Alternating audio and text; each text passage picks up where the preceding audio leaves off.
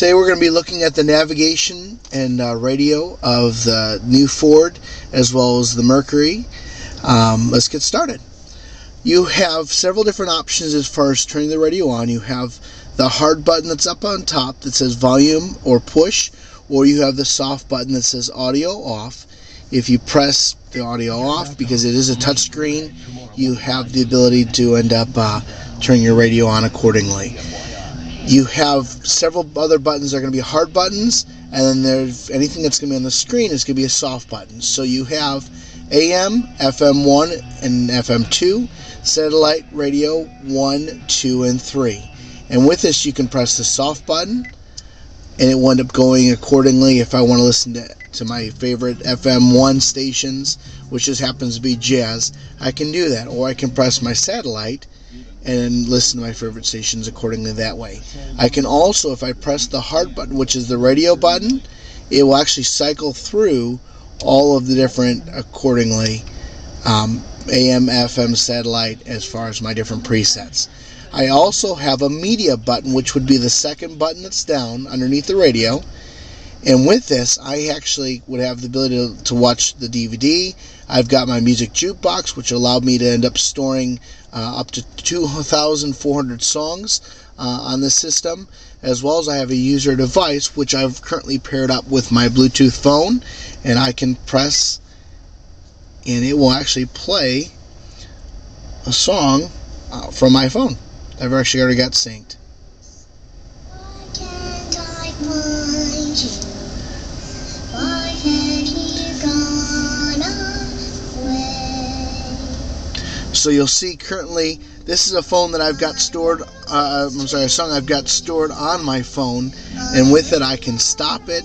I can press the soft button accordingly on the bottom left, that will bring me home, or I can press the sound button if I'd like to be able to end up raising the balance, raising the treble. I've got my fade as well as balance. Visualizer, you've got a number of different options there. Press the menu button, and I'm going to try to stop that. And I've got the option to be able to control my clock, my display, everything I would like there. On the right hand side, you've got your map button. As you press that, it will always bring you directly to a full screen of the map of currently where you're located. As you press your destination button, you have several different options. You've got quick, standard. You can end up having specifically police or hospital options that would be there, as well as your options for favorite destinations, nearest point of interest. You've got a lot of different options that are there. If you press the destination again, you've got your standard button that would also allow me to be able to push it on the soft button. I can put address book. I can do specifically point of interest, freeway entrances or exits, intersections. I can push any of those. So let's put point of interest, and we're currently in Casa Grande. A space G, and you'll notice it will automatically start to lessen the amount of options that I have as I end up going through. And let's say we're looking for McDonald's, and you'll see there brought it up. I've got McMasters, I've got McDonald's. I can simply press McDonald's. There's currently 2 of them in Casa Grande. I've got the one that's up north, off of Pinale, or the Florence Boulevard. If I press the closest one, it will end up giving me directions accordingly. I've got the address as well as the phone number that's there. I can save it as a destination, set as a waypoint if it's going to be on my current drive to where I'm going, or I can even save it in my address book if I happen to visit there often.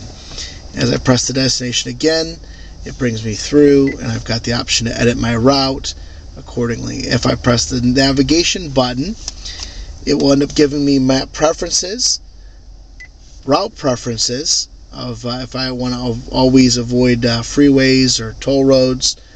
You've got traffic preferences, and all the different options that are there. As you press the I for information, it will end up telling me where you currently are. If you press your phone, you have the ability that you can simply from your car actually dial a phone number. So 1520 223 7815, or whatever phone number you'd like to dial.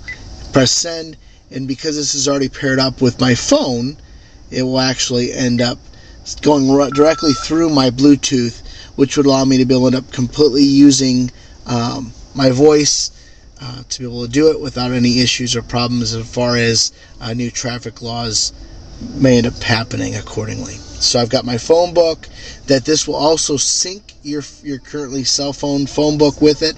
So if you've got your number of preferences as far as friends, you've got that as well that you can work it with. The last button is your display button, and you can actually push that if you don't want anything to show up, or press the map button, which will bring you right back to it. It is a simple drag, so as long as you... And there's actually a phone number calling in, just so you're able to see how I recheck the phone call.